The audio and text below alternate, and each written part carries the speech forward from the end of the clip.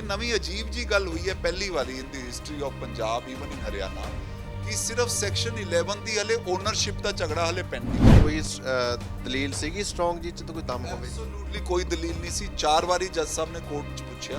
Total land around 250 ਏਕੜ ਦੀ ਗੱਲ ਕਰ ਰਹੇ ਹਾਂ। ਇਹਨਾਂ ਦੇ ਪ੍ਰੋਜੈਕਟ ਦੀ ਸਿਰਫ ਜਿਹੜੀ ਲੈਂਡ ਹੈ ਉਹੀ 1047 ਏਕੜ ਹੈ। ਔਰ ਜੇ ਦੋਨੋਂ ਵਿਲੇजेस 'ਚ ਅਗਰ ਇਹ ਸਰਕਾਰ ਇੰਨਾ ਜ਼ਿਆਦਾ ਕਰਨ ਲੱਗੀ ਹੈ ਤਾਂ ਮੈਨੂੰ ਲੱਗ ਰਿਹਾ ਬਿਲਕੁਲ ਇਲੀਗਲੀ ਕਰ ਰਹੀ ਹੈ। ਬਾਬੂਸ਼ਾਹੀ ਦੇਖ ਰਹੇ ਹੋ ਤੁਸੀਂ। ਮੋਹਾਲੀ ਜ਼ਿਲ੍ਹੇ 'ਚ ਮਾਜਰੀ ਬਲਾਕ ਹੈ। ਮਾਜਰੀ ਬਲਾਕ 'ਚ ਪਿੰਡ ਪੈਂਦਾ ਛੋਟੀ ਬੜੀ ਨੰਗਲ। ਉੱਥੋਂ ਦੀ ਜ਼ਮੀਨ ਦਾ ਜਿਹੜਾ ਇੱਕ ਵਿਵਾਦ ਹੈ ਉਹ ਕਾਫੀ ਦਿਨਾਂ ਤੋਂ ਚੱਲ ਰਿਹਾ ਹੈਗਾ। 1047 ਏਕੜ ਜ਼ਮੀਨ ਸੀਗੀ, ਉਹ ਪੰਜਾਬ ਸਰਕਾਰ ਨੇ ਉਹਦਾ ਪੋਜੈਸ਼ਨ ਲੈਣ ਦੀ ਜਿਹੜੀ ਕੋਸ਼ਿਸ਼ ਕੀਤੀ ਸੀਗੀ ਪਿਛਲੇ ਮਹੀਨੇ, ਅਤੇ ਉਸ ਤੋਂ ਬਾਅਦ ਉਸ ਲੈਂਡ ਦੇ ਉੱਤੇ ਇੱਕ ਬੜਾ ਮੈਗਾ ਪ੍ਰੋਜੈਕਟ ਆ ਜਿਹੜਾ ਉਹ ਸ਼ੁਰੂ ਹੋਣ ਜਾ ਰਿਹਾ, ਜਿਹੜਾ ਕਿ MS Fauja Singh infrastructure private limited ਦੇ ਨਾਲ ਜੁੜਿਆ ਹੋਇਆ। ਅਤੇ ਉਹਨਾਂ ਵੱਲੋਂ Punjab and Haryana high court ਦੇ ਵਿੱਚ ਪਟੀਸ਼ਨ ਪਾਈ ਗਈ ਸੀਗੀ, ਜਿਹਦੇ ਉੱਤੇ ਕੱਲ੍ਹ ਸੁਣਵਾਈ ਵੀ ਹੋਈ ਹੈ ਕੋਰਟ ਦੇ ਵਿੱਚ। ਅਤੇ ਪਟੀਸ਼ਨਰ ਵੱਲੋਂ ਅਪੀਅਰ ਹੋਏ ਸੀਗੇ Punjab and Haryana high court ਦੇ ਸੀਨੀਅਰ ਐਡਵੋਕੇਟ ਚੇਤਨ ਮਿੱਤਲ ਜੀ। ਇਹਨਾਂ ਤੋਂ ਜਾਣਦੇ ਹਾਂ ਕੀ ਬੈਕਗਰਾਊਂਡ ਹੈ ਇਸ ਕੇਸ ਦਾ ਅਤੇ ਹੁਣ ਕਰੰਟ ਸਿਚੁਏਸ਼ਨ ਕੀ ਹੈਗੀ ਹੈ। ਮਿੱਤਲ ਸਾਹਿਬ, ਅਸੀਂ ਚਾਹਾਂਗੇ ਪਹਿਲਾਂ ਤਾਂ ਦੱਸੋ, ਜਿਹੜਾ ਇਹ 1047 ਏਕੜ ਦੀ ਪੋਜੈਸ਼ਨ ਲੈਣ ਦੀ ਸਰਕਾਰ ਵੱਲੋਂ ਕੋਸ਼ਿਸ਼ ਕੀਤੀ ਗਈ ਸੀ, ਉਸ ਦਿਨ ਸਰਕਾਰ ਨੇ ਇਹ ਦਾਅਵਾ ਕੀਤਾ ਸੀਗਾ ਕਿ ਅਸੀਂ ਪੋਜੈਸ਼ਨ ਲੈ ਰਹੇ ਹਾਂ, ਸਾਡੀ ਲੈਂਡ ਹੈਗੀ ਹੈ, ਕਬਜ਼ਾ ਕੀਤਾ ਗਿਆ। ਅਤੇ ਹੁਣ ਕੋਰਟ ਜਿਹੜੀ ਪਟੀਸ਼ਨ ਪਾਈ ਗਈ ਹੈ, ਤੁਸੀਂ ਜਿਹਦੇ ਲਈ ਅਪੀਅਰ ਹੋ ਰਹੇ ਹੋ, ਉਹਦੇ 'ਚ ਕੀ ਕਿਹਾ ਗਿਆ ਜੀ? ਜਿਹੜਾ ਮੇਨ ਹਾਈ ਕੋਰਟ 'ਚ ਅੱਜ ਮੁੱਦਾ ਗਿਆ ਹੈ, ਇਹ ਜਿਹੜੀ ਫੌਜਾ ਇਨਫਰਾਸਟਰਕਚਰ ਹੈ, ਇਹ ਕੁਆਰਕ ਦੇ ਨਾਮ ਤੇ ਕੰਪਨੀ ਹੈ ਜਿਹਨੇ ਅੱਜ 52 ਏਕੜ ਲੈਂਡ ਦੇ ਉੱਪਰ ਬਹੁਤ ਬੜਾ IT ਸੈਂਟਰ ਕੀਤਾ ਸੀ। ਇਹਨਾਂ ਨੇ 99 ਤੋਂ ਲੈ ਕੇ 2005 'ਚ ਰੈਵਨਿਊ ਰਿਕਾਰਡ ਦੇਖ ਕੇ ਡਿਊ ਡਿਲੀਜੈਂਸ ਕਰਕੇ ਇਹ ਸਾਰੀ ਜ਼ਮੀਨ ਖਰੀਦੀ ਸੀ, ਅਤੇ ਨਾਲ ਮਾਜਰੀ 'ਚ ਖਰੀਦੀ ਸੀ। ਕੋਈ ਵੀ ਅਗਰ ਤੁਸੀਂ ਅੱਜ ਪੰਜਾਬ 'ਚ ਪ੍ਰੋਜੈਕਟ ਬਣਾਉਣਾ ਹੈ ਤਾਂ ਉਹ ਫਿਰ ਗਵਰਨਮੈਂਟ ਦੇ ਨਾਲ ਇੱਕ ਐਗਰੀਮੈਂਟ ਹੁੰਦਾ ਹੈ। ਉਹਦੀ ਕੈਟਾਗਰੀ ਹੈ ਕਿ ਅਗਰ ਤੁਸੀਂ ਇੰਨੇ ਏਕੜ ਦਾ ਬਣਾਓਗੇ ਤਾਂ ਉਹ ਮੈਗਾ ਪ੍ਰੋਜੈਕਟ ਹੋਏਗਾ, ਔਰ ਉਸ ਤੋਂ ਉੱਪਰ ਸੁਪਰ ਮੈਗਾ ਪ੍ਰੋਜੈਕਟ ਹੋਏਗਾ। ਇਹ ਜਿਹੜਾ ਸੁਪਰ ਮੈਗਾ ਪ੍ਰੋਜੈਕਟ ਹੈ ਉਹ ਟੋਟਲ ਜ਼ਮੀਨ 5000 ਏਕੜ ਸੀ, ਉਹਦੇ 'ਚੋਂ 2000 ਏਕੜ ਆਲਰੇਡੀ ਇਹਨਾਂ ਨੇ ਖਰੀਦੀ ਹੋਈ ਸੀ, ਅਤੇ ਇਹ ਮੇਜਰ ਚੰਕ ਇਹ ਵਾਲਾ ਲੈਂਡ ਦਾ ਸੀ। ਇਹਨਾਂ ਨੇ ਮਾਰਕੀਟ ਵੈਲਿਊ ਦੇ ਕੇ ਸਰਕਲ ਰੇਟ ਤੋਂ ਜ਼ਿਆਦਾ, ਕਿਉਂਕਿ ਇਹ FDI ਹੈ, ਕੈਨੇਡੀਅਨ ਕੰਪਨੀ ਹੈ, ਔਰ ਕੈਨੇਡੀਅਨ ਹੀ ਇਹਨਾਂ ਦੇ ਮੈਨੇਜਿੰਗ ਡਾਇਰੈਕਟਰ ਹੈ, ਉਹਨਾਂ ਨੇ ਵੈਰੀਫਾਈ ਕਰਕੇ ਮਾਲਕਾਂ ਜਿਹੜੇ ਪ੍ਰੋਪਰਾਈਟਰਸ ਹੁੰਦੇ ਆ ਉਹਨਾਂ ਦੇ ਨਾਮ ਤੇ ਜ਼ਮੀਨ ਸੀ, ਉਹ ਲੈ ਕੇ ਰਜਿਸਟਰੀ ਕਰਾ ਕੇ ਇਹਨੂੰ ਪ੍ਰੋਜੈਕਟ ਡਿਵੈਲਪ ਕਰਨਾ ਸੀ। ਇਨੀਸ਼ੀਅਲੀ ਪਹਿਲਾਂ ਸਰਪਲਸ ਦੀ ਪ੍ਰੋਸੀਡਿੰਗ ਆਈ ਤਾਂ ਪੰਜਾਬ ਸਰਕਾਰ ਦੇ ਇੱਕ ਐਕਟ 'ਚ ਇੱਕ ਪ੍ਰੋਬਲਮ ਸੀ, ਉਹ ਅਮੈਂਡ ਹੋ ਗਿਆ। ਇਨ ਦਾ ਮੀਨ ਵਾਈਲ ਇਹ ਸਾਰਾ ਕੰਮ ਜਦ ਚੱਲਦਾ ਰਿਹਾ, ਇੱਕ ਨਵੀਂ ਪਲੀ ਲੈ ਕੇ ਗ੍ਰਾਮ ਪੰਚਾਇਤ ਥਰੂ ਗ੍ਰਾਮ ਸੇਵਕ, ਉਹ ਵੀ ਹਲੇ ਝਗੜਾ ਹੈ ਕਿ ਉਹ ਗ੍ਰਾਮ ਸੇਵਕ ਆਥੋਰਾਈਜ਼ ਸੀ ਜਾਂ ਨਹੀਂ ਸੀ, ਇੱਕ ਪ੍ਰੋਸੀਡਿੰਗਸ ਚੱਲ ਰਹੀਆਂ ਸੀ ਜਿਹਦੇ ਵਿੱਚ ਗ੍ਰਾਮ ਪੰਚਾਇਤ ਇਹ ਕਹਿੰਦੀ ਸੀ ਕਿ ਇਹ ਜ਼ਮੀਨ ਸ਼ਾਮਲਾਤ ਦੀ ਸੀ ਪਹਿਲਾਂ, ਤੇ ਪ੍ਰੋਪਰਾਈਟਰਸ ਦੇ ਨਾਮ ਤੇ ਗਲਤ ਚੜ ਗਈ, ਤੇ ਇੱਕ ਡਿਕਰੀ ਹੋਈ ਆ ਉਹ ਵੀ ਗਲਤ ਹੋਈ ਹੈ। ਇਹ ਸਾਰਾ 2010-11 ਦੇ ਵਿੱਚ ਕੰਮ ਸ਼ੁਰੂ ਹੋਇਆ। 2010-11 ਤੋਂ ਲੈ ਕੇ ਅੱਜ ਤੱਕ ਕੋਈ ਕਾਰਵਾਈ ਨਹੀਂ ਹੋਈ। ਉਹ ਜਿਹੜੀ ਪ੍ਰੋਵੀਜ਼ਨ 'ਚ ਦਾਖਲ ਕੀਤਾ ਉਹਨਾਂ ਨੇ, ਉਹਨੂੰ ਅਸੀਂ ਸੈਕਸ਼ਨ 11 ਕਹਿੰਦੇ ਪੰਜਾਬ ਵਿਲੇਜ ਕਾਮਨ ਐਕਟ ਵਿੱਚ। ਉਸ 'ਚ ਸਿਰਫ ਤੁਹਾਨੂੰ ਇਹ ਮਿਲਦੀ ਹੈ ਰਿਲੀਫ ਕਿ ਤੁਸੀਂ ਮਾਲਕ ਦੇ ਡੈਕਲੇਰੇਸ਼ਨ ਮਿਲ ਗਏ, ਕਬਜ਼ੇ ਦਾ ਨਹੀਂ ਹੁੰਦਾ। ਤੇ ਹੁਣ ਕੀ ਹੋਇਆ ਕਿ ਸਰਕਾਰ ਦੇ ਆਉਣ ਤੋਂ ਪਹਿਲਾਂ ਇੱਕ ਦਿਨ ਉਹਨਾਂ ਨੇ ਕਲੈਕਟਰ ਨੇ ਇਹ ਕਿਹਾ ਕਿ ਮੈਂ ਅੱਜ ਆਰਡਰ ਕਰ ਦਾਂਗਾ। ਉਹ 21/9/2021 ਨੂੰ ਉਹਨੇ ਆਰਡਰ ਪ੍ਰਨਾਊਂਸ ਕਰਨ ਦੀ ਗੱਲ ਕੀਤੀ। ਉਸ ਤੋਂ ਬਾਅਦ ਕੁਝ ਨਹੀਂ ਹੋਇਆ, ਨਾ ਆਰਡਰ ਦੀ ਕਾਪੀ ਮਿਲੀ। ਇਹਨਾਂ ਨੇ 24/9/2021 ਨੂੰ ਅਪਲਾਈ ਕਰਤੀ ਕਾਪੀ। ਅੱਜ ਜਿਹੜਾ ਪਤਾ ਲੱਗਦਾ ਕੋਰਟ 'ਚ ਸਾਨੂੰ ਕਿ ਉਹ 8 ਜੂਨ ਨੂੰ ਨਵੀਂ ਸਰਕਾਰ ਚੇਂਜ ਹੋਣ ਤੋਂ ਬਾਅਦ ਉਹਨੇ ਕਲੈਕਟਰ ਨੇ ਫੈਸਲਾ ਕੀਤਾ, ਜਿਹਦੀ ਸਾਨੂੰ ਕਾਪੀ 14 ਜੂਨ ਨੂੰ ਮਿਲੀ। ਸਾਡੇ ਕੋਲ 60 ਦਿਨ ਹੈ ਉਹਨੂੰ ਅਪੀਲ ਫਾਈਲ ਕਰਨ ਦੇ। ਅਗਰ ਅਸੀਂ ਅਪੀਲ ਨਹੀਂ ਵੀ ਫਾਈਲ ਕਰਦੇ ਜਾਂ ਅਸੀਂ ਹਾਰ ਵੀ ਜਾਂਦੇ ਹਾਂ ਤਾਂ ਉਸ ਤੋਂ ਬਾਅਦ ਇੱਕ ਪ੍ਰੋਸੀਜਰ ਹੈ ਸਰਕਾਰ ਕੋਲ ਕਿ ਉਹ ਸੈਕਸ਼ਨ 7 ਦੇ ਅੰਦਰ ਕਹਿੰਦੇ ਹੈ ਕਿ ਐਜੈਕਟਮੈਂਟ ਖਾਲੀ ਕਰਨ ਵਾਸਤੇ ਪਾਉਂਦੇ ਹੈ ਕਿ ਅਸੀਂ ਅਨਆਥੋਰਾਈਜ਼ਡ ਹੋ ਗਏ, ਮਾਲਕ ਗ੍ਰਾਮ ਪੰਚਾਇਤ ਮਾਲਕ ਬਣ ਗਈ, ਉਹ ਗ੍ਰਾਮ ਪੰਚਾਇਤ ਸੈਕਸ਼ਨ 7 ਦਾ ਪਾਏਗੀ। ਇਹ ਨਵੀਂ ਅਜੀਬ ਜੀ ਗੱਲ ਹੋਈ ਹੈ ਪਹਿਲੀ ਵਾਰੀ ਇਨ ਦੀ ਹਿਸਟਰੀ ਆਫ ਪੰਜਾਬ ਈਵਨ ਇਨ ਹਰਿਆਣਾ ਕਿ ਸਿਰਫ ਸੈਕਸ਼ਨ 11 ਦੀ ਹਲੇ ਓਨਰਸ਼ਿਪ ਦਾ ਝਗੜਾ ਹਲੇ ਪੈਂਡਿੰਗ ਹੈ। ਕਬਜ਼ੇ ਵਾਸਤੇ ਕਿਸੇ ਨੇ ਪਾਇਆ ਨਹੀਂ। ਇੱਕ ਦਿਨ ਸਰਕਾਰ ਆਪਣੇ ਅਫਸਰਾਂ ਨੂੰ ਲਿਆ ਕੇ ਇਹ ਕਹਿੰਦੀ ਹੈ ਕਿ ਜੀ ਅਸੀਂ ਤਾਂ ਕਬਜ਼ਾ ਲੈ ਲਿਆ, ਅਸੀਂ ਰੋਜ਼ਨਾਮਚਾ ਪਾ ਲਿਆ। ਅਸੀਂ ਬੜੇ ਪਰੇਸ਼ਾਨ ਹੋ ਗਏ ਕਿ ਇਹ ਕਿਸ ਤਰ੍ਹਾਂ ਹੋਇਆ। ਸਾਡੇ ਜਿਹੜੇ ਕਲਾਇੰਟ ਸੀ ਉਹਨਾਂ ਨੇ ਹੁਣ ਪੁਰਾਣਾ ਅੰਬਾਲਾ ਤੋਂ ਵੀ ਰਿਕਾਰਡ ਲਗਾ ਕੇ ਉਹਦੀ ਅਪੀਲ ਪਾਤੀ ਹੈ। ਉਹ ਓਨਰਸ਼ਿਪ ਦੀ ਹੈ, ਬਟ ਇਹ ਜਿਹੜੀ ਅਟੈਂਪਟ ਸੀ ਕਬਜ਼ੇ ਦੀ, ਜਿਸ 'ਚ ਸਰਕਾਰ ਕਲੇਮ ਕਰਨ ਲੱਗੀ ਕਿ ਅਸੀਂ ਕਬਜ਼ਾ ਲਿੱਤਾ ਹੈ, ਉਹਦੇ ਖਿਲਾਫ ਅਸੀਂ ਰਿਟ 'ਚ ਗਏ। ਫਸਟ ਡੇਟ ਤੇ ਹੀ ਸਰਕਾਰ ਦੇ ਐਡਵੋਕੇਟ ਤੇ ਉਹਨਾਂ ਦੇ BDPO ਪ੍ਰੈਜ਼ੈਂਟ ਸੀ ਕੋਰਟ 'ਚ, ਤੇ ਗ੍ਰਾਮ ਪੰਚਾਇਤ ਦੇ ਵਕੀਲ ਵੀ ਸੀ। ਅਸੀਂ ਇੱਕੋ ਹੀ ਆਰਗੂਮੈਂਟ ਕੀਤੀ ਹੈ ਕਿ ਬਿਨਾਂ ਐਵਿਕਸ਼ਨ ਕਰਾਏ, ਉਹ ਵੀ ਸਰਕਾਰ, ਇੱਕ ਆਮ ਆਦਮੀ ਜ਼ਬਰਦਸਤੀ ਕਬਜ਼ਾ ਕਰਨ ਲੱਗੇ, ਇਹ ਤਾਂ ਸਰਕਾਰ ਹੈ। ਇਹ ਸਾਨੂੰ ਕੋਰਟ 'ਚ ਇਹ ਦਿਖਾਵੇ ਕਿ ਕਿਸ ਤਹਿਤ ਇਹਨਾਂ ਨੇ ਕਿਹੜੀ ਕਾਰਵਾਈ ਪਾ ਕੇ ਕਬਜ਼ਾ ਕੀਤਾ। ਜੱਜਿਸ ਨੇ ਬੜਾ, ਇੱਕ ਗ੍ਰਾਮ ਪੰਚਾਇਤ ਦੇ ਵਕੀਲ ਨੂੰ ਹੀ ਪੁੱਛਿਆ ਕਿ ਤੁਸੀਂ ਸਾਨੂੰ ਕੋਈ ਆਰਡਰ ਸੈਕਸ਼ਨ 7 ਦਾ ਦਿਖਾ ਦਿਓ ਜਾਂ ਪ੍ਰੋਸੀਡਿੰਗ ਦਿਖਾ ਦਿਓ, ਅਸੀਂ ਇਹ ਰਿਟ ਖਾਰਜ ਕਰ ਦਾਂਗੇ। ਜਾਂ ਕੋਈ ਨੋਟਿਸ ਦਿੱਤਾ ਕੋਈ ਨੋਟਿਸ ਦਿੱਤਾ ਹੋਵੇ, ਖਾਲੀ ਕਰਨ ਦਾ ਹੋਵੇ, ਕੋਈ ਪ੍ਰੋਸੀਜਰ ਤਾਂ ਫਾਲੋ ਕਰੋਗੇ। ਇਹ ਥੋੜੀ ਹੈ ਕਿ ਤੁਸੀਂ ਇਸ ਤਰ੍ਹਾਂ ਕਰੋਗੇ। ਔਰ ਨਾਲੇ ਅਪੀਲ ਹਲੇ 60 ਟਾਈਮ ਤੇ ਸੀਗੀ ਔਰ ਅਸੀਂ ਪਾ ਵੀ ਦਿੱਤੀ।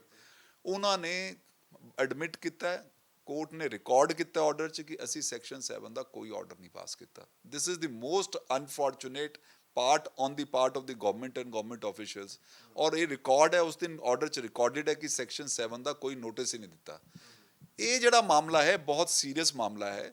ਇਸ ਤਰ੍ਹਾਂ ਅਗਰ ਸਰਕਾਰ ਕਬਜ਼ੇ ਕਰਨ ਲੱਗੀ without following due process of law, ਠੀਕ ਹੈ, ਮੈਰਿਟਸ ਤੇ ਲਾਸ ਸਭ ਕੁਝ ਹੋਏਗਾ, ਪਰ ਇਹ ਬਿਲਕੁਲ ਅਨਕਾਲਡ ਫॉर ਹੈ। ਔਰ ਕੋਰਟ ਨੇ ਇਹਨੂੰ ਬੜਾ ਸੀਰੀਅਸਲੀ ਵਿਊ ਕਰਕੇ ਸਟੇਟਸ ਕੋ ਦਿੱਤਾ ਹੈ, ਜਿਹੜਾ ਸਪੌਟ ਤੇ ਅਸੀਂ ਫੋਟੋਆਂ ਦਿਖਾਈ ਕਿ ਅਸੀਂ ਹਲੇ ਵੀ ਕਬਜ਼ੇ 'ਚ ਹਾਂ। ਔਰ ਡੇਟ ਉਹਨਾਂ ਨੇ ਹੁਣ 22 ਅਗਸਤ ਹੀਅਰਿੰਗ ਤੇ ਪਾਈ ਹੈ। ਅੱਛਾ, ਇਹਦੇ ਬਾਰੇ ਵੀ ਦੱਸ ਦਿਓ, ਜਿਹੜੀ ਇਹ ਸੁਪਰ ਮੈਗਾ ਪ੍ਰੋਜੈਕਟ ਹੈਗਾ, ਕਿਉਂਕਿ ਇਹ 'ਚ ਇਹ ਵੀ ਕਿਹਾ ਗਿਆ ਵੀ 10,000 ਕਰੋੜ ਇਨਵੈਸਟਮੈਂਟ ਹੈਗੀ ਹੈ, ਕਾਫੀ ਜੌਬਸ ਵੀ 35,000। ਆਲਰੇਡੀ ਜਿਹੜੇ 2 ਫੇਜ਼ਸ 'ਚ ਇਹਨਾਂ ਨੇ ਡਿਵੈਲਪ ਕਰਨਾ ਸੀ। ਇੱਕ ਫੇਜ਼ 'ਚ 52 ਏਕੜ 'ਚ IT ਸੈਕਟਰ 'ਚ 35,000 ਆਲਰੇਡੀ ਜੌਬਸ ਆਈ ਹੋਈ ਹੈ। ਇਹਨਾਂ ਦੇ ਜਿਹੜੇ ਮਾਲਕ ਹੈ ਉਹਨਾਂ ਨੇ ਫਿਲੈਂਥਰੋਪਿਸਟ 'ਚ ਇਹਨਾਂ ਨੇ ਸਕੂਲ ਬਣਾਏ ਹੋਏ, ਐਕਟੀਵਿਟੀਜ਼ ਦੇ ਵਿੱਚ 3 ਵਿਲੇजेस ਅਡਾਪਟ ਕੀਤੇ ਹੋਏ ਹੈ। ਹੁਣ ਇੱਕ ਆਦਮੀ, ਜਿਹੜੀ ਇੱਕ ਕੰਪਨੀ FDI ਨੂੰ ਤੁਸੀਂ ਅਟਰੈਕਟ ਕਰਨਾ ਚਾਹੁੰਦੇ ਹੋ, ਉਹਨੇ ਰੈਵਨਿਊ ਰਿਕਾਰਡ ਦੇਖ ਕੇ ਸਾਰਾ ਕੁਝ ਕੀਤਾ, ਇੰਨੇ ਹਜ਼ਾਰਾਂ ਦੀ ਉਹਨਾਂ ਨੇ ਇਨਵੈਸਟਮੈਂਟ ਕੀਤੀ ਔਰ ਅੱਜ ਦੀ ਡੇਟ 'ਚ ਵੀ ਉਹ ਇਨਵੈਸਟਮੈਂਟ ਕਰਨ ਨੂੰ ਤਿਆਰ ਹੈ। ਔਰ ਉਹਨਾਂ ਦਾ ਕੋਈ ਅਗਰ ਕੋਈ ਕਸੂਰ ਸੀ ਕਿ ਉਹਨਾਂ ਨੇ ਤਾਂ ਓਪਨ ਮਾਰਕੀਟ 'ਚ ਸਾਰਾ ਕੁਝ ਖਰੀਦਾ ਹੈ। ਇਹ ਵੀ ਦਲੀਲ ਅਸੀਂ ਹਾਈ ਕੋਰਟ 'ਚ ਦਿੱਤੀ ਹੈ ਕਿ ਇਸ ਤਰ੍ਹਾਂ ਅਸੀਂ ਕੀ ਇੰਪ੍ਰੈਸ਼ਨ ਦੇਣਾ ਚਾਹੁੰਦੇ ਹਾਂ ਲੋਕਾਂ ਨੂੰ ਕਿ ਇੱਕ ਆਦਮੀ ਜਿਹਨੂੰ ਕੋਈ ਨਹੀਂ ਪਤਾ ਰੈਵਨਿਊ ਦਾ, ਰੈਵਨਿਊ ਦੇ ਹਿਸਾਬੇ ਹੋ ਕੇ ਅੱਜ ਤੁਸੀਂ 30 ਸਾਲ ਬਾਅਦ ਇਹ ਫਾਈਂਡਿੰਗ ਦੇਣ ਦੀ ਕੋਸ਼ਿਸ਼ ਕਰ ਰਹੇ ਹੋ ਕਿ ਇਹ ਤਾਂ ਲੈਂਡ ਹੀ ਪੰਚਾਇਤ ਦੀ ਸੀ। ਕਿਆ ਉਸ ਟਾਈਮ ਸਾਰੇ ਲੋਕ ਸੁੱਤੇ ਪਏ ਸੀ?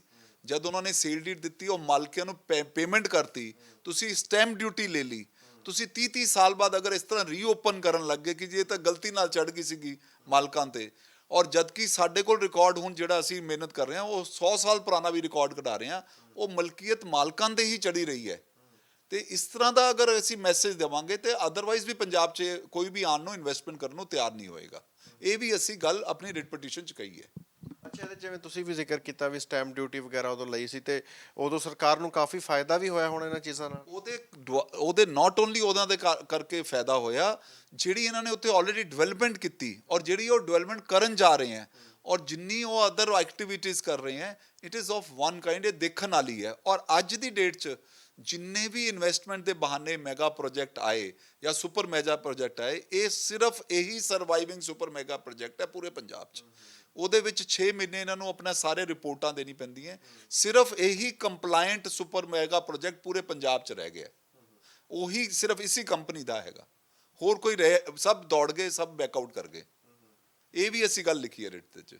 ਤੇ ਹੁਣ ਕੋਰਟ ਨੇ ਫਿਰ ਕੀ ਕਿਹਾ ਜੀ? ਅਗਲੀ ਤਰੀਕ ਕੀ ਹੈ? ਉਹਦੇ ਵਿੱਚ ਸਰਕਾਰ ਨੂੰ ਕੀ ਕਿਹਾ? ਕੋਰਟ ਨੇ ਬੜਾ ਸੀਰੀਅਸਲੀ ਕਿਹਾ ਕਿ ਤੁਸੀਂ ਇਹ ਕਰ ਨਹੀਂ ਸਕਦੇ। Prima facie this is the opinion, you take instruction ਕਿ ਇਹ ਤੁਸੀਂ ਇਸ ਤੇ ਕਰਨਾ ਕਿਆ ਚਾਹੁੰਦੇ ਹੋ। ਅਗਰ ਤੁਸੀਂ ਅੱਜ ਕਲੇਮ ਕਰ ਰਹੇ ਹੋ ਕਿ ਅੱਜ ਪੋਜੈਸ਼ਨ ਹੈ, ਕੋਰਟ ਨੇ ਓਰਲੀ ਅਬਜ਼ਰਵ ਕੀਤਾ ਕਿ ਇਟ ਇਜ਼ ਬੈਟਰ ਕਿ ਤੁਸੀਂ ਇਹਨਾਂ ਨੂੰ ਰਿਸਟੋਰ ਕਰੋ ਪੋਜੈਸ਼ਨ। ਸਾਡਾ ਕਹਿਣਾ ਇਹ ਹੈ ਕਿ ਆ ਕੇ ਸਾਡੀ ਦੀਵਾਰ ਤੋੜ ਕੇ ਅਸੀਂ ਫੋਟੋਆਂ ਲਾਈਆਂ, ਕਬਜ਼ਾ ਸਾਡੇ ਕੋਲ ਹੀ ਅੱਜ ਦੀ ਡੇਟ 'ਚ। ਤਾਂ 22 ਤਰੀਕ ਤੱਕ ਉਹਨਾਂ ਨੂੰ ਟਾਈਮ ਦਿੱਤਾ ਹੈ ਐਂਡ ਕੋਰਟ ਨੇ ਬਹੁਤ ਸੀਰੀਅਸਲੀ ਲਿੱਤਾ ਹੈ ਕਿ ਇਸ ਤਰ੍ਹਾਂ ਨਹੀਂ ਤੁਸੀਂ ਧੱਕੇ ਨਾਲ ਜ਼ਮੀਨਾਂ ਖਾਲੀ ਕਰਾ ਸਕਦੇ। ਅੱਛਾ ਮਿੱਤਰ ਸਾਹਿਬ, ਤੁਸੀਂ ਕੀ ਸਮਝਦੇ ਹੋ? ਕੋਈ ਸਿਆਸੀ ਬਦਲਾਖੋਰੀ ਹੈ ਜਾਂ ਸਰਕਾਰ ਕਾਲੀ ਬਾਲੀ ਪਈ ਹੋਈ ਹੈ, ਨਾ ਵਰਕ ਨਹੀਂ ਕਰਕੇ ਜਾਂਦੇ ਤੇ ਪਹੁੰਚ ਜਾਂਦੇ ਨੇ ਕੋਈ ਕੰਮ? 2-3 ਚੀਜ਼ਾਂ ਹੋ ਸਕਦੀਆਂ। ਇੱਕ ਤਾਂ ਕਾਲੀ ਵਾਲੀ ਗੱਲ ਵੀ ਲੱਗਦੀ ਪਈ ਹੈ, ਉਹਨਾਂ ਨੂੰ ਲੱਗਣ ਲੱਗ ਗਿਆ ਕਿ ਪਤਾ ਨਹੀਂ ਇਹ ਇਸ ਤਰ੍ਹਾਂ ਹੀ ਕਬਜ਼ਾ ਕਰਕੇ ਬੈਠੇ ਹੈ। ਇਹ ਮੈਂ ਮੰਨਣ ਨੂੰ ਤਿਆਰ ਹੀ ਨਹੀਂ ਕਿ ਸਰਕਾਰ ਦੇ ਬੰਦਿਆਂ ਨੂੰ ਇਹ ਨਹੀਂ ਪਤਾ ਕਿ ਇਹ ਪ੍ਰੋਸੀਜਰ ਫੋਲੋ ਕਰਨਾ ਹੈ। ਜਾਂ ਤਾਂ ਇਹ ਅਫਸਰ ਸਾਰੇ ਮਿਲ ਕੇ ਇਹ ਕਰਨਾ ਦਿਖਾਣਾ ਚਾਹ ਰਹੇ ਹੈ, ਮੈਸੇਜ ਪੋਲੀਟੀਕਲ ਪ੍ਰੈਸ਼ਰ ਕਰਕੇ ਕਹਿਣਾ ਚਾਹੁੰਦੇ ਹੈ, ਕੱਲ ਨੂੰ ਇਹ ਦਿਖਾਣਾ ਚਾਹ ਰਹੇ ਕਿ ਅਸੀਂ ਇੰਨੇ ਕਬਜ਼ੇ ਕਰ ਲਏ। ਅਗਰ ਹੈ ਵੀ ਕਿਸੇ ਦਾ ਅਨਆਥੋਰਾਈਜ਼ਡ ਕਬਜ਼ਾ, ਸਾਡਾ ਕਹਿਣਾ ਇਹ ਹੈ ਕਿ ਇਸ ਤਰ੍ਹਾਂ ਧੱਕੇ ਨਾਲ ਪੁਲਿਸ ਲਿਜਾ ਕੇ ਤੁਸੀਂ ਕਬਜ਼ਾ ਨਹੀਂ ਕਰ ਸਕਦੇ। ਇਹ ਮੈਸੇਜ ਵੀ ਗਲਤ ਨਹੀਂ ਹੈ ਔਰ ਇਲੀਗਲ ਹੈਗਾ ਟੋਟਲ। ਸਰਕਾਰਾਂ ਅਗਰ ਇਸ ਤਰ੍ਹਾਂ ਕਬਜ਼ਾ ਕਰਨ ਲੱਗੀਆਂ ਤਾਂ ਇਟ ਇਜ਼ ਮੋਸਟ ਅਨਫੋਰਚੂਨੇਟ। ਅੱਛਾ ਫਿਰ ਜਿਹੜੇ ਪਿਛਲੇ ਦਿਨਾਂ 'ਚ ਵੀ ਤੁਸੀਂ ਦੇਖਿਆ ਹੋਣਾ ਹੈ, ਪੰਚਾਇਤੀ ਜ਼ਮੀਨਾਂ ਛਡਾਉਣ 'ਚ ਲੱਗੀ ਹੋਈ ਸੀ, ਮੰਤਰੀ ਸਾਹਿਬ ਆਪ ਜਾਂਦੇ ਸੀ ਬਹੁਤ ਥਾਵਾਂ ਤੇ ਓਪੋਜੀਸ਼ਨ ਪਾਰਟੀਆਂ ਵੱਲੋਂ ਉਦੋਂ ਵੀ ਬਹੁਤ ਤਰ੍ਹਾਂ ਦੇ ਸਵਾਲ ਚੁੱਕੇ ਗਏ ਵੀ ਬਹੁਤ ਥਾਵਾਂ ਤੇ ਇਲੀਗਲੀ ਪੋਜੈਸ਼ਨ ਲਿਆ ਜਾ ਰਿਹਾ ਹੈ, ਬੜਾ ਗਲਤ ਪ੍ਰੋਸੀਜਰ ਫੋਲੋ ਕੀਤਾ ਜਾ ਰਿਹਾ ਹੈ। ਇਸ ਕੇਸ ਨੂੰ ਸਟੱਡੀ ਕੀਤਾ ਤੁਸੀਂ, ਦੇਖ ਕੇ ਲੱਗਦਾ ਹੈ ਵੀ ਵਾਕਈ ਹੋ ਸਕਦਾ ਵੀ ਉਹਨਾਂ ਦੇ ਵਿੱਚ ਵੀ ਧੱਕਾ ਕੀਤਾ ਹੋਵੇ ਸਰਕਾਰ ਨੇ ਕਿਤੇ ਕਿਤੇ। ਈਵਨ ਇਸ ਕੇਸ ਦੇ ਵਿੱਚ ਜਿਹੜਾ ਸਾਨੂੰ ਕੋਰਟ 'ਚ ਉਹਨਾਂ ਨੇ ਬਿਆਨ ਦਿੱਤਾ ਹੈ ਕਿ 8 ਜੂਨ ਨੂੰ ਅਸੀਂ ਸੇਮ ਕਲੈਕਟਰ ਨੇ ਜਿਹਨੇ ਸੈਕਸ਼ਨ 11 ਦਾ ਹੈ ਉसी ਤਰੀਕ ਨੂੰ eviction ਦਾ ਆਰਡਰ ਪਾਸ ਕਰਤੇ ਆ ਵਾਰੰਟ ਆਫ ਪੋਜੈਸ਼ਨ। ਇਹ ਬਿਲਕੁਲ ਸ਼ੋ ਕਰਦਾ ਹੈ ਕਿ ਆਈਦਰ ऑफिसर्स ਬਿਲਕੁਲ ਹੀ ਅੱਖਾਂ ਮੀਚ ਕੇ ਕੰਮ ਕਰਨਾ ਚਾਹ ਰਹੇ हैं और दूसरा ਇਸ ਤਰ੍ਹਾਂ ਦੇ ਕਬਜ਼ਾ ਕਰਕੇ ਇਹ ਬਿਲਕੁਲ ਮੈਸੇਜ ਗਲਤ ਦੇਣਾ ਚਾਹ ਰਹੇ हैं ਕਿ ਜਿਵੇਂ ਕਿ ਅਸੀਂ ਪੰਚਾਇਤਾਂ 'ਚ ਲੋਕਾਂ ਦੇ ਕਬਜ਼ੇ ਹੈ। ਪੰਚਾਇਤਾਂ 'ਚ ਜਿਹੜੇ ਓਰੀਜਨਲ ਜਿਨ੍ਹਾਂ ਨੇ ਗਲਤ ਵੀ ਕੰਮ ਕੀਤਾ ਸੀ ਉਹ ਤਾਂ ਵੇਚ ਕੇ ਲੋਕਾਂ ਨੂੰ ਬਾਹਰ ਹੋ ਚੁੱਕੇ ਹੈ। ਇਹ ਤਾਂ ਇਨੋਸੈਂਟ ਲੋਕ ਮਾਰੇ ਜਾਣਗੇ। ਇਸ ਵਾਸਤੇ ਸਰਕਾਰ ਨੂੰ ਇਹ ਸੋਚਣਾ ਪਏਗਾ ਕਿ ਜਿਨ੍ਹਾਂ ਨੇ ਤਾਂ ਫਾਇਦੇ ਉਠਾਣੇ ਸੀ ਜਾਂ ਕਿਸੇ ਨੇ ਗਲਤੀ ਨਾਲ ਕਰ ਵੀ ਦਿੱਤਾ ਹਲੇ ਤਾਂ ਉਹ ਡਿਟਰਮਿਨ ਹੋਣਾ ਹੈ। ਤੇ ਓਵਰਆਲ ਮੇਰਾ ਇਹ ਕਹਿਣਾ ਕਿ ਇਸ ਤਰ੍ਹਾਂ ਧੱਕੇ ਕਰਕੇ ਕੋਈ ਫਾਇਦਾ ਸਰਕਾਰ ਨੂੰ ਹੋਣ ਨਹੀਂ ਵਾਲਾ। ਲੋਕ ਕੋਰਟ 'ਚ ਜਾ ਕੇ ਰਾਦਰ ਇਹ ਸਾਰੇ ਮੈਟਰ ਡਿਲੇ ਹੋਣਗੇ। ਜਿਸ ਤਰੀਕੇ ਨਾਲ ਜੀ ਕੋਰਟ ਨੇ ਸਰਕਾਰ ਨੂੰ ਕਿਹਾ ਵੀ ਜੋ ਵੀ ਸਿਚੁਏਸ਼ਨ ਸੀਗੀ ਉਹਨੂੰ ਜਿਉਂ ਦੀ ਤਿਉਂ ਰੱਖਿਆ ਜਾਵੇ, ਹੁਣ ਅੱਗੇ ਉਹਨੂੰ ਕਿਹੜਾ ਨਾ ਛੇੜਿਆ ਜਾਵੇ, ਲੱਗਦਾ ਵੀ ਇਹਦੇ ਨਾਲ ਇੱਕ ਸੱਟ ਵੱਜੂਗੀ ਸਰਕਾਰ ਨੂੰ, ਇੱਕ ਥੋੜਾ ਜਿਹਾ ਪਤਾ ਵੀ ਲੱਗੂਗਾ ਵੀ ਕਿ ਇਸ ਤਰੀਕੇ ਦੇ ਨਾਲ ਸਾਰਾ ਡਿਊ ਪ੍ਰੋਸੈਸ ਆਫ ਲਾਅ ਨੂੰ ਫੋਲੋ ਕਰਨਾ ਜ਼ਰੂਰੀ ਹੈ। ਬਿਲਕੁਲ ਲੱਗੇਗਾ ਕਿਉਂਕਿ ਬੀਡੀਪੀਓ ਵਾਸ ਪ੍ਰੈਜ਼ੈਂਟ, ਉਹਨੂੰ ਸਪੈਸੀਫਿਕਲੀ ਕੋਰਟ ਨੇ 2 ਸਵਾਲ ਵੀ ਪੁੱਛੇ ਹੈ ਔਰ ਇਹ ਬੜਾ ਵੈਲ ਸੈਟਲਡ ਹੈ। ਸਾਨੂੰ ਇਹ ਨਹੀਂ ਗੱਲ ਸਮਝ ਆਈ ਕਿ ਇਹ ਇਸ ਤਰ੍ਹਾਂ ਦਾ ਪ੍ਰੋਸੈਸ ਫੋਲੋ ਕਿਉਂ ਕਰਨਾ ਚਾਹ ਰਹੇ ਹੈ। ਅਗਰ ਇਹ ਪ੍ਰੋਪਰ ਡਿਊ ਪ੍ਰੋਸੈਸ ਨਾਲ ਚੱਲਣ ਤਾਂ ਜੋ ਵੀ ਰਿਜ਼ਲਟ ਹੋਏਗਾ, ਜਿਹੜੇ ਬੰਦੇ ਦੇ ਰਾਈਟ ਇਫੈਕਟ ਹੋਏ ਹੈ, ਜਿਹਨੇ ਇਨੋਸੈਂਟਲੀ ਜਾਂ ਵੈਸੇ ਡੈਲੀਬਰੇਟਲੀ ਕੁਝ ਵੀ ਕੰਮ ਕੀਤਾ ਹੋਇਆ ਹੈ, ਕਮ ਸੇ ਕਮ ਡਿਊ ਪ੍ਰੋਸੈਸ ਆਫ ਲਾਅ ਨਾਲ ਤਾਂ ਚੱਲਣ ਨਾ। ਇਸ ਤਰ੍ਹਾਂ ਚੱਲ ਕੇ ਤਾਂ ਕਦੀ ਵੀ ਕੋਈ ਵੀ ਚੀਜ਼ ਅਚੀਵ ਹੋ ਹੀ ਨਹੀਂ ਸਕਦੀ, ਵੈਦਰ ਕੋਈ ਸਰਕਾਰ ਹੋਵੇ ਜਾਂ ਇਹ ਕੋਈ ਪ੍ਰਾਈਵੇਟ ਆਦਮੀ ਹੋਵੇ। ਪ੍ਰਾਈਵੇਟ ਆਦਮੀ ਵੀ ਧੱਕੇ ਨਾਲ ਪੁਲਿਸ ਦੇ ਨਾਲ ਨਹੀਂ ਕਬਜ਼ੇ ਕਰ ਸਕਦਾ। ਰਾਦਰ ਉਸ ਕੇਸ ਤਾਂ ਕੋਰਟ ਪੁਲਿਸ ਆਈਪੀਸੀ ਦੀ ਧਾਰਾ 'ਚ ਕਬਜ਼ਾ ਦੇ ਖਿਲਾਫ ਜਾਂਦੀ ਹੈ। ਉਹੀ ਅਗਰ ਸਰਕਾਰ ਇਹ ਜੇ ਕੰਮ ਕਰਨ ਲੱਗੀ ਤਾਂ ਇਹ ਬੜਾ ਗਲਤ ਮੈਸੇਜ ਆਏਗਾ। ਜਿਹੜੀਆਂ ਸਰਕਾਰ ਵੱਲੋਂ ਦਲੀਲਾਂ ਦਿੱਤੀਆਂ ਗਈਆਂ ਜੀ, ਕੋਈ ਦਲੀਲ ਸੀਗੀ ਸਟਰੋਂਗ ਜੀ ਚ ਤਾਂ ਕੋਈ ਦਮ ਹੋਵੇ ਜੀ? ਐਬਸੋਲੂਟਲੀ ਕੋਈ ਦਲੀਲ ਨਹੀਂ ਸੀ। 4 ਵਾਰੀ ਜੱਜ ਸਾਹਿਬ ਨੇ ਕੋਰਟ 'ਚ ਪੁੱਛਿਆ, ਰਾਦਰ ਉਹਨਾਂ ਦੀ ਸਟੇਟਮੈਂਟ ਰਿਕਾਰਡ ਕੀਤੀ ਕਿ ਅਸੀਂ ਸੈਕਸ਼ਨ 7 ਦਾ ਕੋਈ ਆਰਡਰ ਪਾਸ ਨਹੀਂ ਕੀਤਾ ਔਰ ਉਸ ਤੋਂ ਬਾਅਦ ਜੱਜ ਸਾਹਿਬ ਨੇ ਸਟੇਟਮੈਂਟ ਰਿਕਾਰਡ ਕਰਕੇ ਬੀਡੀਪੀਓ ਦੇ ਪ੍ਰੈਜ਼ੈਂਸ ਨੋਟ ਕਰਕੇ ਤਾਂ ਆਰਡਰ ਪਾਸ ਕੀਤਾ। ਅੱਛਾ, ਜਿਹੜਾ ਇਹ ਸੁਪਰ ਮੈਗਾ ਪ੍ਰੋਜੈਕਟ ਸੀਗਾ ਇਹਦੇ ਲਈ ਬਹੁਤ ਸਾਰੀਆਂ ਤਿਆਰੀਆਂ ਹੋ ਰਹੀਆਂ ਹੋਣਗੀਆਂ ਤੇ ਹੁਣ ਸਰਕਾਰ ਦਾ ਉਧਰ ਪੋਜੈਸ਼ਨ ਲੈਣ ਦੀ ਕੋਸ਼ਿਸ਼ ਕਰਨਾ ਤੇ ਇਹਦੇ ਨਾਲ ਉਹਨਾਂ ਤੇ ਇੰਪੈਕਟ ਕਿੰਨਾ ਕੁ ਪਿਆ ਜੀ ਜੋ ਸਾਰਾ ਕਰਨਾ ਚਾਹੁੰਦੇ ਸੀ? ਇਹ ਇੰਪੈਕਟ ਇਸ ਤਰ੍ਹਾਂ ਦੇ ਕਰਨ ਦੇ ਬਾਅਦ ਆਲਰੇਡੀ ਪੈ ਚੁੱਕਿਆ ਹੈ। ਕੋਈ ਵੀ ਅੱਜ ਤੋਂ ਬਾਹਰ ਦੀ ਕੋਈ ਕੰਪਨੀ ਜਾਂ ਬਾਹਰ ਦਾ ਕੋਈ ਇੰਡੀਵਿਜੂਅਲ ਅੱਜ ਅਗਰ ਕੋਈ ਜ਼ਮੀਨ ਪੰਜਾਬ 'ਚ ਖਰੀਦਣਾ ਚਾਹੇਗਾ, ਰੈਵਨਿਊ ਰਿਕਾਰਡ ਦੇਖਣ ਤੋਂ ਬਾਵਜੂਦ ਕੋਈ ਵੀ ਅੱਜ ਦੀ ਡੇਟ 'ਚ ਇਹ ਕਰਨ ਨੂੰ ਤਿਆਰ ਨਹੀਂ ਹੋਏਗਾ ਔਰ ਆਲਰੇਡੀ ਇਹ ਮੈਸੇਜ ਕਈ ਜਗ੍ਹਾ ਜਾ ਚੁੱਕਿਆ ਹੈ। ਇਸ ਤਰ੍ਹਾਂ ਦੇ ਐਕਸ਼ਨ ਦੇ ਨਾਲ ਕਦੀ ਵੀ ਕੋਈ ਇਨਵੈਸਟਮੈਂਟ ਨਹੀਂ ਆਏਗੀ ਪੰਜਾਬ 'ਚ ਔਰ ਇਹਦਾ ਮੈਸੇਜ ਬਹੁਤ ਨੈਗੇਟਿਵ ਜਾਂਦਾ ਹੈ ਕਿਉਂਕਿ ਜਿਹੜਾ ਬੰਦਾ ਬਾਹਰੋਂ ਆ ਰਿਹਾ ਉਹਨੇ ਤਾਂ ਰੈਵਨਿਊ ਰਿਕਾਰਡ ਜਾਂ ਦੇਖ ਕੇ ਹੀ ਕਰਨਾ ਹੈ। ਕੱਲ ਨੂੰ ਉਹਨੂੰ ਅਗਰ ਇਹੀ ਲੱਗਿਆ ਕਿ ਮੈਂ ਇਹਨਾਂ ਕਰੋੜਾਂ ਰੁਪਏ ਲਗਾ ਕੇ, ਕਦੀ ਵੀ ਕੋਈ ਸਰਕਾਰ ਉੱਠ ਕੇ ਇਹ ਕਹਿ ਸਕਦੀ ਕਿ ਜੀ ਇਹ ਤਾਂ ਸ਼ਾਮਲਾ ਲੈਂਡ ਸੀ ਜਾਂ ਗ੍ਰਾਮ ਪੰਚਾਇਤ ਦੀ ਲੈਂਡ ਸੀ, ਇਹਦੇ ਨਾਲ ਕੋਈ ਅਚੀਵ ਨਹੀਂ ਹੋਣੇ ਵਾਲਾ। ਰਾਦਰ ਇਨਵੈਸਟਮੈਂਟ ਮੇਰੇ ਹਿਸਾਬ ਨਾਲ ਬਹੁਤ ਡਾਊਨ ਜਾਏਗੀ ਇਹਦੇ ਕਰਕੇ। ਮਿੱਤਲ ਸਾਹਿਬ, ਇਸ ਤੋਂ ਪਹਿਲਾਂ ਕਾਂਗਰਸ ਦੀ ਸਰਕਾਰ ਰਹੀ ਹੈ, ਸ਼੍ਰੋਮਣੀ ਅਕਾਲੀ ਦਲ ਦੀ ਵੀ ਰਹੀ ਹੈ, ਤਾਂ ਉਹਨਾਂ ਸਰਕਾਰਾਂ ਵੇਲੇ ਕੋਈ ਦਿੱਕਤ ਆਈ ਸੀ, ਕੋਈ ਇਸ ਤਰੀਕੇ ਦੀ ਕੋਈ ਅੜਚਨ ਪਾਈ ਹੋਵੇ ਸਰਕਾਰ ਨੇ ਇਸ ਪ੍ਰੋਜੈਕਟ ਦੇ ਵਿੱਚ? ਇਸ ਤੋਂ ਪਹਿਲਾਂ ਇੱਕ ਕੋਈ ਸਰਕਾਰਾਂ ਵੱਲੋਂ ਨਹੀਂ ਆਇਆ ਸੀ। ਇੱਕ ਹੋਰ ਐਡਵੋਕੇਟ ਨੇ ਪਰਸਨਲ ਲੈਵਲ ਤੇ ਕਿਸੇ ਦੇ ਲੋਕਾਂ ਤੋਂ ਉੱਠ ਕੇ ਇਹਨਾਂ ਦੀ ਸਰਪਲਸ ਦੀ ਪ੍ਰੋਸੀਡਿੰਗਸ ਸ਼ੁਰੂ ਕਰਾਈਆਂ ਸੀ। ਉਸ ਤੋਂ ਬਾਅਦ ਰਾਦਰ ਸਰਕਾਰ ਨੇ ਹੈਲਪ ਕੀਤੀ ਇਹਨਾਂ ਦੀ ਕਿ ਅਗਰ ਸਰਪਲਸ ਪ੍ਰੋਸੀਡਿੰਗ ਕਿਸੇ ਪ੍ਰੋਜੈਕਟ ਵਾਸਤੇ ਕੋਈ ਬੰਦਾ ਖਰੀਦਦਾ ਹੈ, ਉਹ ਐਗਰੀਕਲਚਰ ਪਰਪਸ ਵਾਸਤੇ ਨਹੀਂ ਹੈ, ਉਹ ਪ੍ਰੋਜੈਕਟ ਵਾਸਤੇ ਹੈ। ਅਗਰ ਉਹ ਸੀਲਿੰਗ ਕ੍ਰਾਸ ਵੀ ਹੋ ਜਾਂਦੀ ਹੈ ਤਾਂ ਉਹ ਸਰਪਲਸ ਨਹੀਂ ਹੋ ਸਕਦੀ। ਉਹ ਅਮੈਂਡਮੈਂਟ ਕੀਤੀ, ਰਾਦਰ ਇਹਨਾਂ ਨੂੰ ਸਹੂਲਤ ਦਿੱਤੀ। ਹਰਿਆਣਾ ਸਰਕਾਰ 'ਚ ਦੇ ਵੀ ਇਹ ਪ੍ਰੋਬਲਮ ਆਈ ਸੀ ਕਿ ਕਿਸੇ ਨੇ ਅੱਜ ਪ੍ਰੋਜੈਕਟ ਲਗਾਉਣਾ ਹੈ ਤਾਂ ਉਹਨੂੰ ਮਿਨੀਮਮ 25 ਜਾਂ 50 ਏਕੜ ਦੀ ਰਿਕੁਆਇਰਮੈਂਟ ਹੈ, ਪਰ ਜਿਹੜੀ ਸੀਲਿੰਗ ਹੈਗੀ ਹੈ ਸਪੋਜ਼ 20 ਏਕੜ ਰਹਿ ਗਈ ਤਾਂ ਉਹਦੇ ਖਿਲਾਫ ਅਗਰ ਤੁਸੀਂ ਲੈਂਡ ਸੀਲਿੰਗ ਲਾਅ 'ਚ ਲੈ ਜਾਓਗੇ ਤਾਂ ਉਹ ਖਰੀਦੇਗਾ ਕਿਵੇਂ? ਉਹ ਲਕਿਊਨਾ ਸੀ ਐਕਟ 'ਚ। ਤਾਂ ਪਿਛਲੀ ਸਰਕਾਰ ਨੇ ਉਹ ਐਕਟ ਲਿਆ ਕੇ ਉਹ ਅਮੈਂਡਮੈਂਟ ਕਰਕੇ, ਹਰਿਆਣਾ ਨੇ ਵੀ ਕੀਤੀ, ਪੰਜਾਬ ਨੇ ਵੀ ਕੀਤੀ, ਰਾਦਰ ਇਸ ਪ੍ਰੋਜੈਕਟ ਨੂੰ ਮਦਦ ਕਰਨ ਦੀ ਹੀ ਕੋਸ਼ਿਸ਼ ਕੀਤੀ ਹੈ ਹਮੇਸ਼ਾ ਔਰ ਕਰਨੀ ਵੀ ਚਾਹੀਦੀ ਹੈ। ਜਦ ਤੁਸੀਂ ਇੰਨੇ ਬੜੇ ਪ੍ਰੋਜੈਕਟ, ਇੰਨੀ ਬੜੀ ਕੰਪਨੀ ਨੂੰ ਜਿਹਨੇ ਆਲਰੇਡੀ ਇੰਨਾ ਕੁਝ ਕਰ ਚੁੱਕੇ ਹੈ, ਮੇਰਾ ਤਾਂ ਇਹੀ ਰਹਿੰਦਾ ਕਿ ਵੈਦਰ ਪੁਰਾਣੀ ਸਰਕਾਰ ਹੈ ਜਾਂ ਨਵੀਂ ਸਰਕਾਰ ਹੈ, ਇਸ ਤਰ੍ਹਾਂ ਦੇ ਐਕਸ਼ਨ ਨਾਲ ਰਾਦਰ ਇਹ ਜਿਹੜੇ ਪ੍ਰੋਜੈਕਟਸ ਹੈ ਉਹ ਡਿਸੂਏਡ ਹੁੰਦੇ ਆ, ਉਹ ਦੌੜਦੇ ਆ ਛੱਡ ਕੇ ਬਾਕੀ ਜਿਹੜਾ ਸਟੇਟਸ ਹੈਗੀਆਂ ਉਹ ਇਨਵਾਈਟ ਕਰਦੀਆਂ, ਈਜ਼ ਆਫ ਡੂਇੰਗ ਬਿਜ਼ਨਸ ਕਰਦੀਆਂ, ਉਹਨਾਂ ਨੂੰ ਰਾਦਰ ਜਗ੍ਹਾ ਦਿੰਦੀ ਹੈ, ਰਾਦਰ ਕਈ ਜਗ੍ਹਾ ਸਰਕਾਰ ਪਰਚੇਜ਼ ਕਰਕੇ ਉਹਨਾਂ ਨਾਲ ਐਗਰੀਮੈਂਟ ਕਰਕੇ ਦਿੰਦੀ ਹੈ। ਇਹ ਸਰਕਾਰ ਨੂੰ ਇਹਨੂੰ ਸੋਚਣਾ ਪਏਗਾ ਕਿ ਅਸੀਂ ਅਗਰ ਡਿਵੈਲਪਮੈਂਟ ਕਰਨੀ ਚਾਹੁੰਦੇ ਹਾਂ ਪੰਜਾਬ ਨੂੰ ਤਾਂ ਸਾਨੂੰ ਇਹੋ ਜਿਹੇ ਐਕਸ਼ਨ ਤੋਂ ਨਹੀਂ ਕਰਨਾ ਚਾਹੀਦਾ ਕਿਸੇ ਵੀ ਇਹੋ ਜਿਹੇ ਪ੍ਰੋਜੈਕਟ ਦੇ ਅਗੇਂਸਟ। ਪਰ ਇਹ ਦਾਅਵਾ ਤਾਂ ਮਿੱਤਲ ਸਾਹਿਬ ਇਹ ਵੀ ਸ਼ੁਰੂ ਤੋਂ ਕਰਦੇ ਨੇ ਭਗਵੰਤ ਮਾਨ ਸਾਹਿਬ, ਉਹ ਕਹਿੰਦੇ ਨੇ ਵੀ ਇੰਡਸਟਰੀਆਂ ਭੱਜ ਗਈਆਂ ਸੀ ਪਿਛਲੀਆਂ ਸਰਕਾਰਾਂ ਵੇਲੇ ਤੇ ਅਸੀਂ ਲੈ ਕੇ ਆਵਾਂਗੇ, ਅਸੀਂ ਭਰੋਸਾ ਜਿਹੜਾ ਬਣਾਵਾਂਗੇ ਦੁਬਾਰਾ। ਹਾਲੇ ਉਹ ਬਿਲਕੁਲ ਨਵੇਂ ਹੈ, ਮੈਂ ਪੋਲੀਟੀਕਲ ਨਹੀਂ ਕਹਾਂਗਾ, ਬਟ ਲੀਗਲੀ ਕਰਕੇ ਕਰ ਸਕਦੇ ਹੋ ਤੁਸੀਂ, ਇਲੀਗਲੀ ਨਹੀਂ ਕਰ ਸਕਦੇ। ਉਹਨਾਂ ਨੂੰ ਬੈਠ ਕੇ ਇਹ ਸੋਚਣਾ ਪਏਗਾ ਕਿ ਇਹ ਜਿਹੜਾ ਪ੍ਰੋਸੈਸ ਜਿਹੜਾ ਇਹ ਕਰਨ ਲੱਗੇ ਹੈ, ਇਹ ਪ੍ਰੋਸੈਸ ਦਾ ਕੋਈ ਮੈਸੇਜ ਨਾ ਤਾਂ ਕਿਸੇ ਬੰਦੇ ਕੋਲ, ਨਾ ਪੋਲੀਟੀਕਲ ਜਾਂ ਜੋ ਵੀ ਹੈ, ਇਹ ਕੋਰਟਸ ਤੇ ਜਾ ਕੇ ਦੇ ਵਿਲ ਗੈਟ ਫੇਲਡ। ਅਗਰ ਤੁਸੀਂ ਪ੍ਰੋਸੈਸ ਦੇ ਥਰੂ ਕਰੋਗੇ ਤਾਂ ਕੋਰਟਸ ਵਿਲ ਹੈਲਪ ਯੂ, ਪਰ ਅਗਰ ਤੁਸੀਂ ਡਿਸਪੋਜ਼ੈਸ ਕਰਨ ਲੱਗ ਜਾਓਗੇ ਬਿਨਾ ਵਾਰੰਟ ਆਫ ਪੋਜੈਸ਼ਨ ਤੇ ਔਰ ਇਸ ਤਰ੍ਹਾਂ ਦੇ ਪ੍ਰੋਜੈਕਟਸ ਦੇ ਖਿਲਾਫ ਜਾਓਗੇ, ਦੇ ਹੈਵ ਟੂ ਰੀਥਿੰਕ। ਇਹ ਪ੍ਰੋਸੈਸ ਦੇ ਨਾਲ ਕੁਝ ਨਹੀਂ ਭਲਾ ਹੋਣ ਵਾਲਾ। ਅੱਛਾ, ਇਹ 1047 ਏਕੜ ਦਾ ਮਸਲਾ ਜੀ, ਟੋਟਲ ਕਿੰਨੀ ਲੈਂਡ ਹੈ ਜਿਹਦਾ ਸਰਕਾਰ ਪੋਜੈਸ਼ਨ ਲੈਣ ਗਈ ਸੀਗੀ ਜੀ? ਟੋਟਲ ਲੈਂਡ ਜੋ ਅਖਬਾਰ ਦੇ, ਮੈਂ ਤਾਂ ਮੀਡੀਆ ਦੇ, ਉਹ ਟੋਟਲ ਲੈਂਡ ਅਰਾਊਂਡ 2800 ਏਕੜ ਦੀ ਗੱਲ ਕਰ ਰਹੇ ਹਾਂ। ਇਹਨਾਂ ਦੇ ਪ੍ਰੋਜੈਕਟ ਦੀ ਸਿਰਫ ਜਿਹੜੀ ਲੈਂਡ ਹੈ ਉਹੀ 1047 ਏਕੜ ਹੈ, ਔਰ ਇੱਕ ਚੰਕ ਆਫ ਲੈਂਡ ਮਾਜਰੀ ਦਾ ਹੈ। ਮਾਜਰੀ ਵਿਲੇਜ ਦੇ ਬਾਰੇ 'ਚ ਆਲਰੇਡੀ ਹਾਈ ਕੋਰਟ ਨੇ ਇੱਕ ਹੋਰ ਕੇਸ ਦੇ ਵਿੱਚ ਆਲਰੇਡੀ ਕੋਰਸਿਵ ਸਟੈਪ ਸਟੇ ਕਰਤੇ ਹੈ। ਸੋ ਇਹ ਦੋਨੋਂ ਵਿਲੇजेस 'ਚ ਅਗਰ ਇਹ ਸਰਕਾਰ ਇੰਨਾ ਜ਼ਿਆਦਾ ਕਰਨ ਲੱਗੀ ਹੈ ਤਾਂ ਮੈਨੂੰ ਲੱਗ ਰਿਹਾ ਬਿਲਕੁਲ ਇਲੀਗਲੀ ਕਰ ਰਹੀ ਹੈ।